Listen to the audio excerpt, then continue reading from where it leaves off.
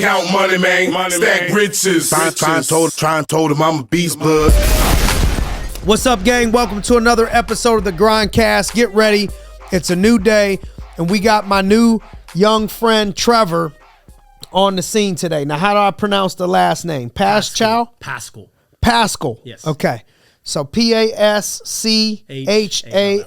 Pronounced Paschall. Okay.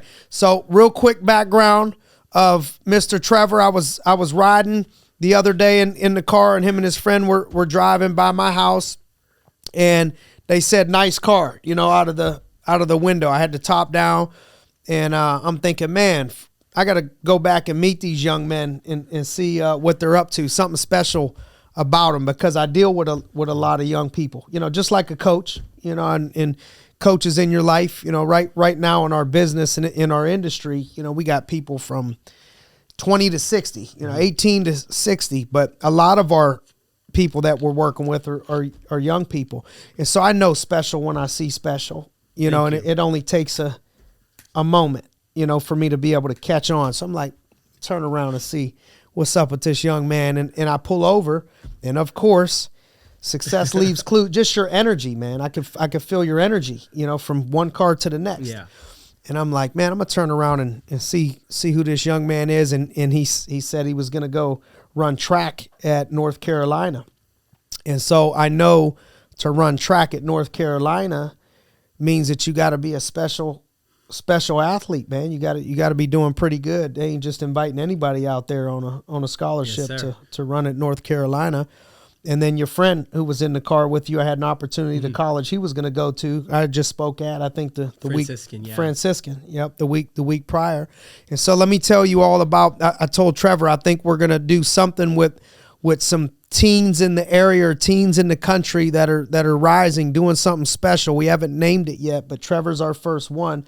And I think we need to highlight some teens out there. So if you know of any specials, send the resume and reasons why over to Josh or Alyssa, and we can put that in the Josh. You can do that, right? Put it up there somewhere they can contact somebody. And so this is going to be Trevor is just getting ready to graduate, or just graduated, right? Yeah. Just graduated, North Catholic, class of 22.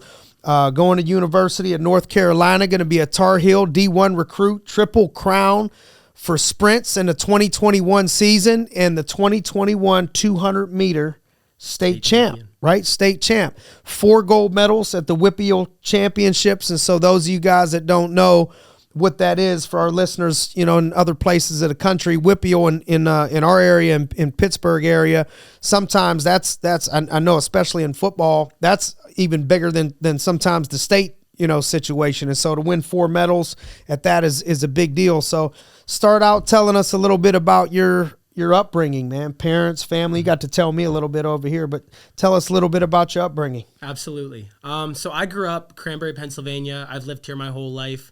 18, about to be 19 years. My mom grew up in Johnstown, so she lived about 2 hours away. My dad grew up in Rochester, which is about 15, 20 minutes from where I live. They actually went to the same college for 1 year. They went to Kent State. My dad played football there. My mom ran track. She ended up transferring to Shippensburg. Okay. And so they didn't know each other. So that's how you end up with all these athletes. Yeah, yes. Yeah. Right? D1 football, D1 track. Yeah. And my mom was a state champion basketball player as well. Nice. So it's all over the place. Okay. Yeah. And so they went to the same college for a year, did not know each other, ended up at the same company in the business world. I believe it was Merck. And they met and they just hit it off. And 18 years later, here I am. Beautiful. And the whole family, you were telling me you got an older brother. So you're in the middle. You're the middle child. The middle child. Older brother at Pitt, younger brother getting ready to graduate next year from North Catholic. But what was cool to me is to see all the diversity in sports.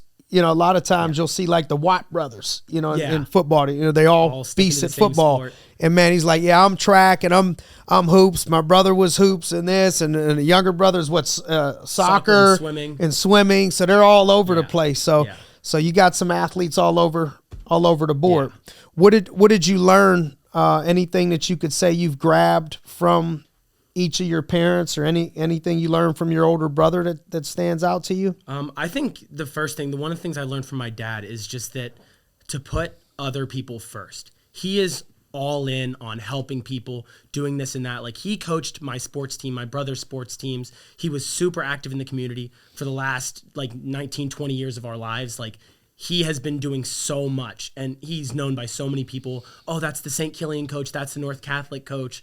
Everyone knows him. He's so helpful. He's so kind. He's the best man I've ever met in my life. And, you know, if I can be anything like him, I think I'll be very successful. All right. So dad's putting other people first and kind of got that big heart to want to go out there and serve and help others. Would you grab from mom?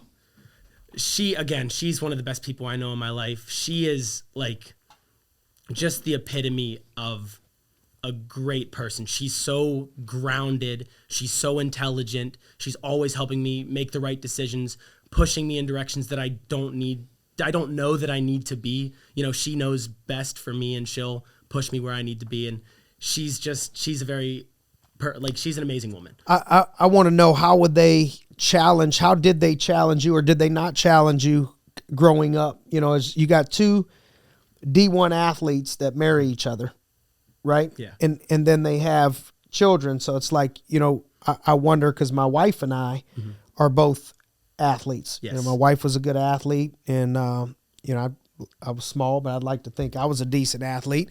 And so now we have children, and I wonder sometimes, what's that balance between pushing and challenging the kid, because that's how how do you grow if nobody's pushing you, nobody's challenging you? You got to push and challenge a little bit.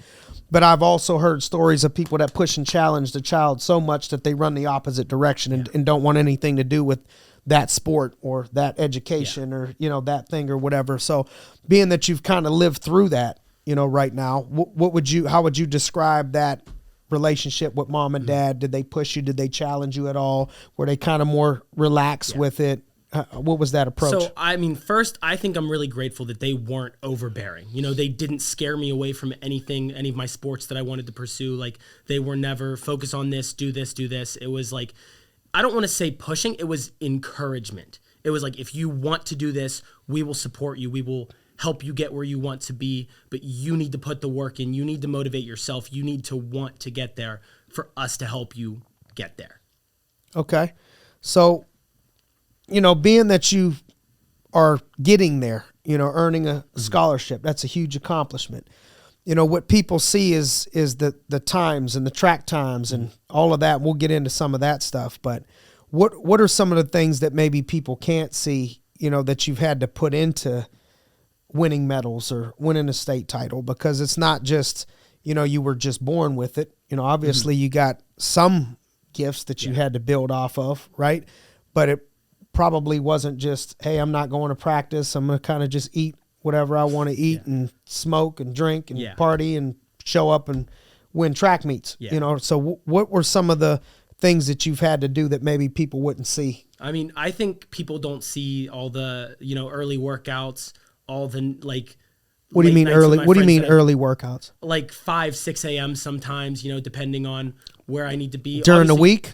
During the week sometimes. Weekdays? Yeah, like, because during track season. So before school sometimes? Yes, during track season I don't. Oh, they didn't get that part. So 5, 6 o'clock in the morning. On school days. On school days, sometimes throughout the week you were working out. Yeah, because getting workouts practice was after school. Some days I wouldn't have an opportunity to lift with homework or whatever, so lift would go before school.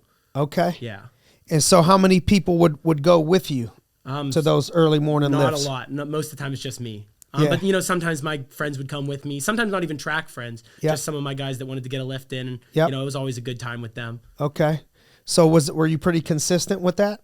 I would say it was like once or twice a week that I'd be doing that. So, because by yourself? By myself, yes. Yeah. So the discipline right there of, you know, at your age, you know, 16, 17, 18, you know, I don't know how long this was going on for, but not too many young folks want to get up that early in the morning and go work out. Go to school after. By yourself, then go to school, then go back to practice. Yeah. So we're starting to get into the things that, he won a state championship, got all these medals, got a D1 scholarship. Man, it must be nice to be Trevor, but would it be nice to be Trevor at 4:30 in the morning when you're getting up, as a high school student? Eating a big breakfast before your lift to make sure you have enough energy for the day. I have friends that don't eat breakfast. They drink their coffee in the morning and get on with their day. I don't know how they do that.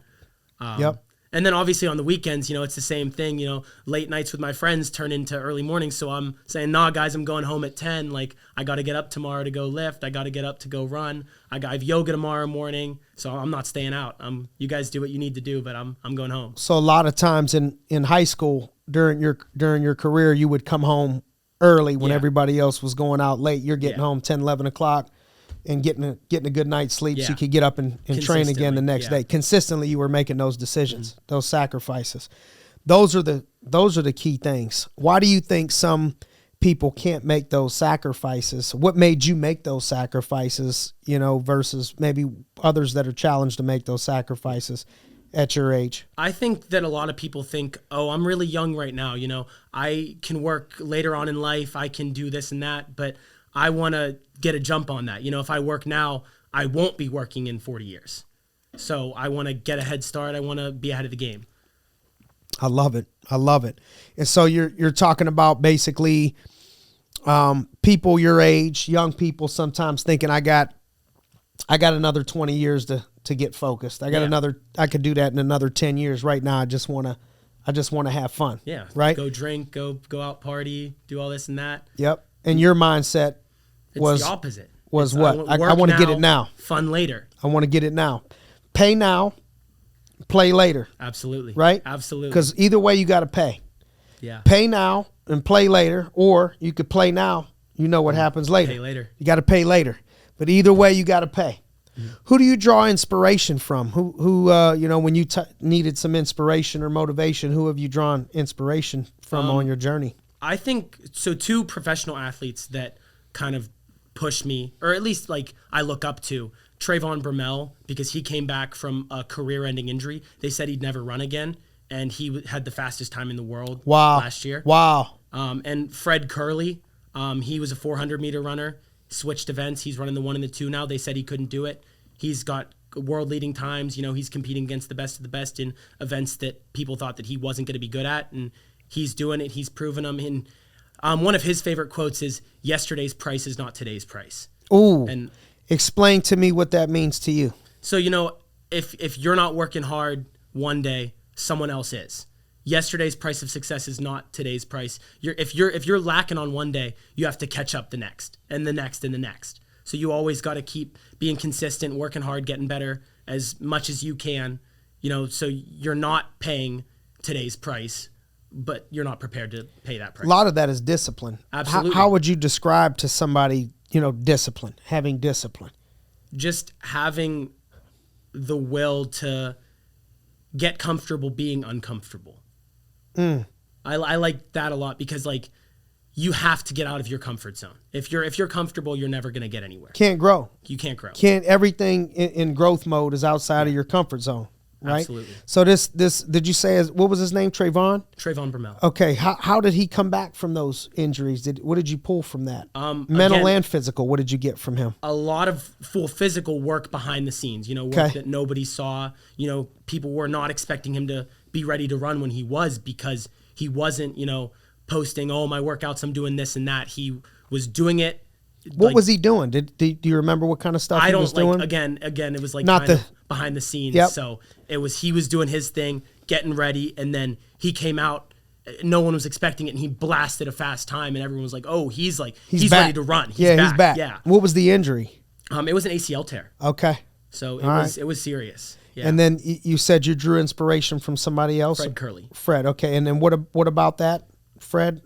Just not giving into what other people have to say, focusing on yourself, knowing that what you're capable of, and if you believe in yourself, you can do it, because he's a fantastic 400 runner. He was and still is, but he wanted to run the 100 and the 200. He switched. People were saying, oh, he's not going to be successful. He's a 400 runner. He can't sprint, but he's keeping up with everyone else. He's one of the top 5 times in the world right now. So he's doing really, really well.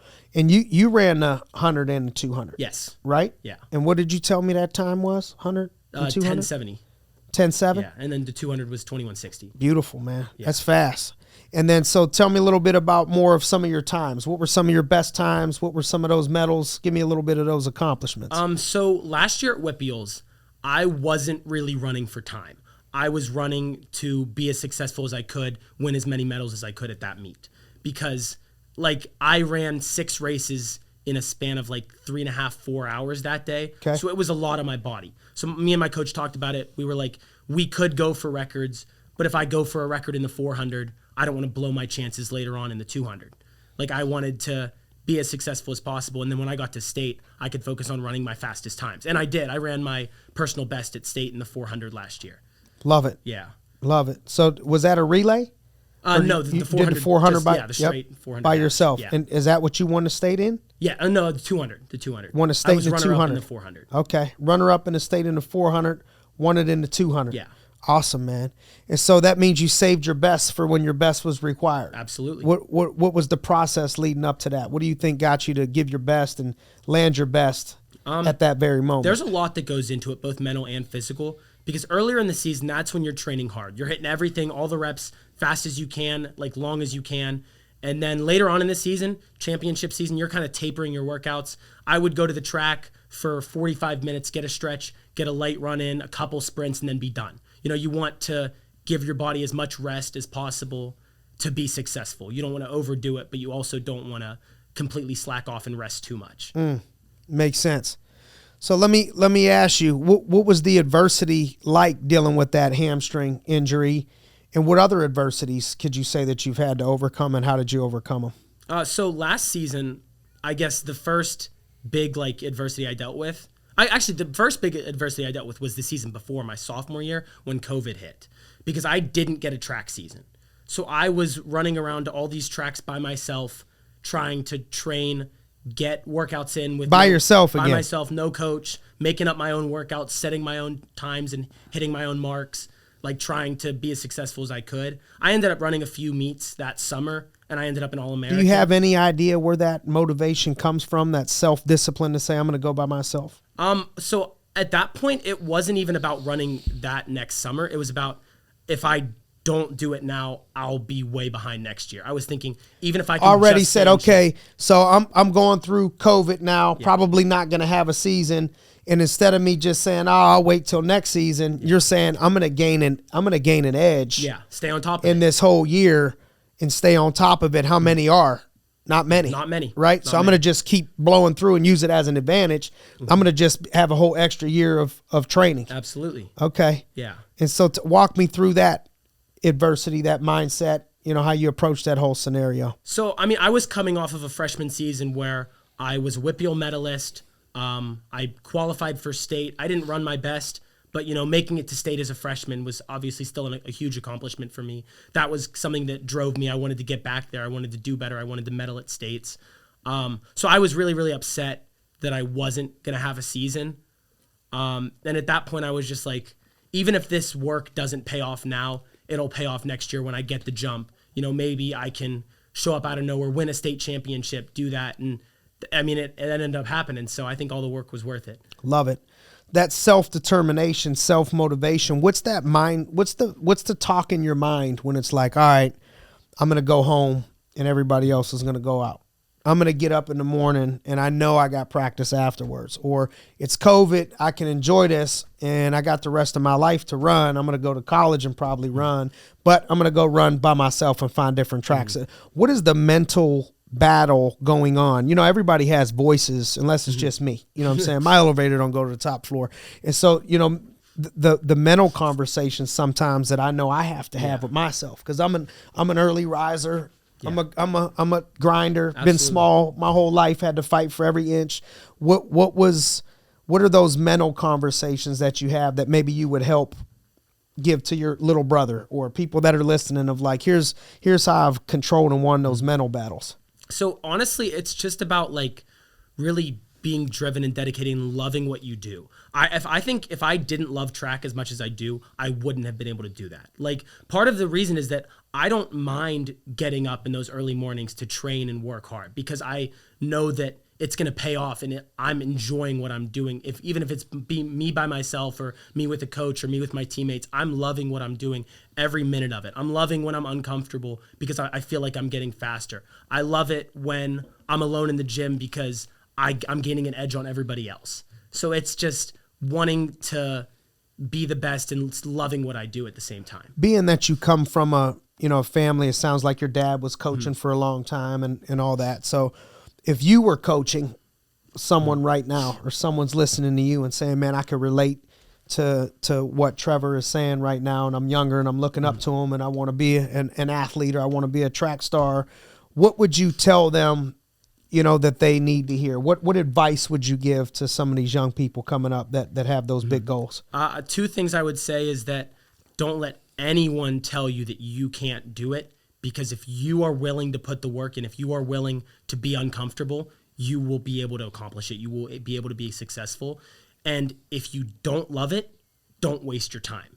Even if you think, okay, maybe I'm going to work on my footwork to be better at basketball by playing football. If you don't love football, it's not worth it. You can go do something else to improve your footwork for basketball. It's not worth it if you don't love it. You've talked a little bit about that, not listening to naysayers or not listening. Did you, why does that keep coming up? Did you have people that were saying you couldn't do stuff, or did you have many haters, or, because you seem like a real likable person. Seemed like your whole family's likable, nice people. Yeah. So you probably didn't have a lot of people that doesn't like you. You're one of those people. Seems like if they don't like you, something wrong with them. You know what I mean? So what did you have any haters, or did you have people that were kind of telling you, or did you hear things in the background that you weren't going to be able to do something? Because it keeps coming up. I mean, specifically with track, not really. But that kind of brings me back to my other sports. Like when I was younger, I wasn't the best at basketball. I played lacrosse when I was younger. I was one of the smaller kids. I was getting pushed around because I was playing up in age group. So that was like when I really felt that like people were looking down on me, thinking that I couldn't do it. And when I found something that I loved with track, I was like, I'm never going to let anyone tell me that I can't do this. I'm going to prove them wrong no matter what. Love it. And what are you looking forward to going to North Carolina now? When do you go? I'm moving on August 10th. August 10th. Yeah, okay. That is the date. All right. So and your brother went to Pitt. So this is the first time your parents have, had a child to skate off. How they doing with that? They more excited, or? Oh, I mean, my dad is really, really excited. My mom's excited too, but I know the drive down, she's going to be crying. Oh, for sure. I'm going to miss you so much. Sure. Are you still going to call me? Are you going to talk to me? Yep. Like, yeah, of course. You better. Like, that's family, That's always going to come first. Dev and Jackson, like, those are my brothers for life. I'm always going to be there for them no matter what. So, obviously, I'm still going to be in touch, be as close as I can with my family while I'm gone, see them as much as I can. What are you excited about going to North Carolina? Competition. I'm going to have people to train with. Step up. Like, it's going to be people that are faster than me all the time. And pushing me. I can't wait. I think that's huge to have that mindset. A lot of people run from that mindset of, man, I can't wait to get around people that are better than me, that are faster than me, and that are stronger than me, that are gonna push me. Yeah. I think a lot of times people find that area of comfort to where they're like, man, I'd rather just go somewhere where I can win everything, where I'm going to win everything, and I'm going to be the fastest one. But really, to elevate in life, in anything, you got to constantly find those people that are a little bit further ahead of you. I saw you with a friend. You mentioned, sometimes needing to leave the friends and stuff like that at night. What would you say? How important is it, the circle that you roll with in a mission that you're on? If you're on a mission, is it important the people you choose to hang around, or do you think it's easy to kind of hang around a bunch of people that are not moving in the right direction, and then you try to move in the right direction? I think it's super important, that you keep your circle with people that are driven, motivated.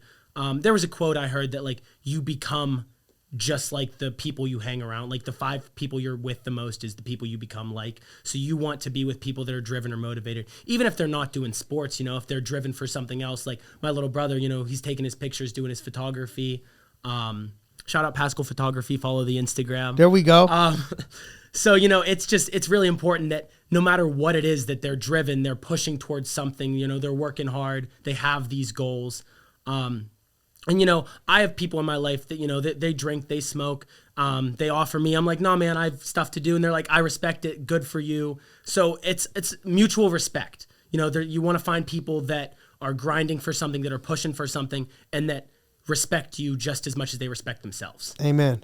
Speaking of shout outs, I think, I don't know what social media platform that you use the most. You know, I'm still learning, and I want to learn from you. They'll tell you I'm still learning from the young folks. I get approval for some of the clothes I wear. They told me I got to get a new car, so we're getting ready to get a new car. So next time you see me, you'll be rolling in a new whip. I'm gonna be something different. I'll tell you what it's gonna be when we're done. Wonderful. When we're done here.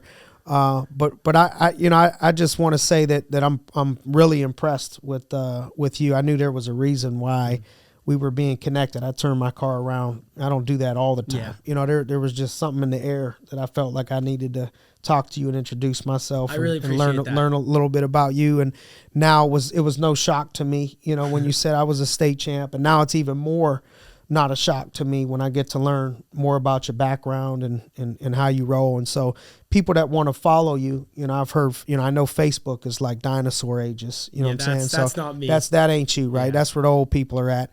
And then Instagram is kind of younger than that. Mm-hmm. And then I think there's other stuff going on where the younger people are even on it. With They're running from us on TikTok and this and Instagram that. too. What's your main platform? How could people follow you if they wanted to follow your journey and stuff? My Instagram is just my name, Trevor Paschall, no spaces, no underscores, anything like that. My Snapchat's tpaschall23. I use Twitter a little bit. It's Trev_Paschall. But that's pretty much it. Like, where's the young people at right now? 17, 18, 19. Is it Instagram or is it Snapchat more? it's top 3 are Instagram, TikTok, and then there's this new app called Be Real. And so every day, like, you get a notification. I think we're live on TikTok right now, right? Oh, really? We're on Instagram. IG. Okay. We go back and forth. Okay. Right now we're on Instagram. Okay, I got you. Yeah, so I don't actually have Be Real, but basically you get a notification every day and you have 2 minutes to take a picture of what you're doing at that time. So you're being real about your life, like, and what's going on. I don't really, like, I don't care about that. Yep. So, Yep. But all my friends are into it. They love it. Okay. So those are probably the top And 3 what's right what's the Snapchat? How do they find you on Snapchat? now. tpaschall23, Paschall. And then give me the Instagram one more time. Trevor Paschall. Trevor Paschall. Spell it for him. TREVORPASCHALL. Okay. And we'll be rooting for you on your journey in North Carolina, man. I want to tell you I'm grateful for you coming out to the GRINDcast studios and spending some time. And I know there's going to be some people's lives that you impact that need to hear what you're saying, whether it's some young people or some parents out there that are listening that need their kids to have somebody to look up to and a good influence. Trevor, you definitely, your parents did a good job with you, man. Congratulations. And I could tell with that mindset and discipline, no matter what you do, because these 4 years are going to blow by, man. Yeah. I mean, just people used to tell me that, and you probably can look back on high school and see how fast it went. College even goes faster. Yeah, that's what I've heard. College even goes faster, man. And so it's gonna be a blur. And when you get out of there, all these things that you do already, whatever you set your mind to, you're gonna crush, because that's where the winning is at, man. The winning is in nobody's with you in the gym, nobody's with you on the track. When nobody wants to do what it requires, and you're willing to do what it requires. That's why they say there's no traffic on the extra mile. If you keep doing that, man, great things are coming your way. So Thank you. Congratulations. We're excited for you. Go Tar Heels. Go Tar Heels, and baby. thanks for joining us on another episode of the GRINDcast. Get ready, it's a new day.